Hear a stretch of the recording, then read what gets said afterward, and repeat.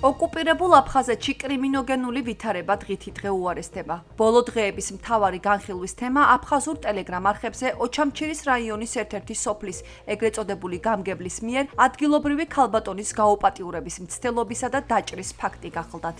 ხშირია ავტომობილების დაყაჩაღებისა და კვალის დაფარვის მიზნით მათი დაწვის მცდელობები. არაერთი შემთხვევაა, როდესაც სამართალდამცველები რიგით მოქალაქეებს საცხოვრებელ სახლებში უვარდებიან და ეგრეთ წოდებულ რეიდებს ატარებენ. უკონტროლოა ნარკოტიკებით ვაჭრობის თემა. გახშირებულ კრიმინალურ შემთხვევებზე ვიდეოვლოგში ისაუბრა აფხაზმა ჟურნალისტმა იზიდა ჭანიამ. ჟურნალისტმა ოკუპირებულ აფხაზეთში ბოლო წლების განმავლობაში ჩადენილი ათობით დანაშაული გაიხსენა. ჩამოთვლილ საქმეებში ეგრეთ წოდებული სამართალდამცველი სტრუქტურების წარმომადგენლები ფიგურირებენ. აფხაზეთის ეგრეთ წოდებულმა ლიდერმა ასლან ბჟანიამ უარყო ოპოზიციისა და მედიის წარმომადგენლების მტკიცება ოკუპირებულ რეგიონში კრიმინოგენური სიტუაციის გაუარესების შესახებ. თემასთან დაკავშირებით აფხაზეთის საინფორმაციო ანალიტიკურ ცენტრთან ანალიტიკოსმა ზურაბ ტატიშვილმა ისაუბრა და აღნიშნა, რომ აფხაზეთში მოსახლეობა ხედავს ეგრეთ წოდებული ძალოვანებისა და მაღალჩინოსნების მხრიდან არაერთ მძიმე დანაშაულს და იმასაც კარგად ხვდებიან, რომ ხელისუფლება დამნაშავეებს არამხოლოდ დანაშაულს პატიობს, არამედ უმოქმედობით დანაშაულის წახალისებას ახდენს.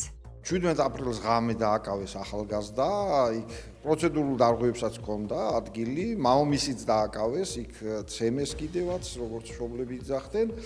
ეს სკანდალი გაღვივდა იმით, რომ პოლიციის მაღალჩინოსანი თხოვდა დაზარალებულის დედას, რომ ეს პრობლემა მიჩქმალული იყო და მას აღარ გაიპროტესტებინა მომხდარი. ამას საზოგადოების მხრიდან მოყვა იმ ფაქტების გახსენება, მოგეხსენებათ, ბოლო პერიოდში 2 ადამიანი გარდაიცვალა წინასწარ დაკავების იზოლატორებში აფხაზეთში, ერთი სოხუმში იყო, ერთი ოჩამჩირის რაიონში.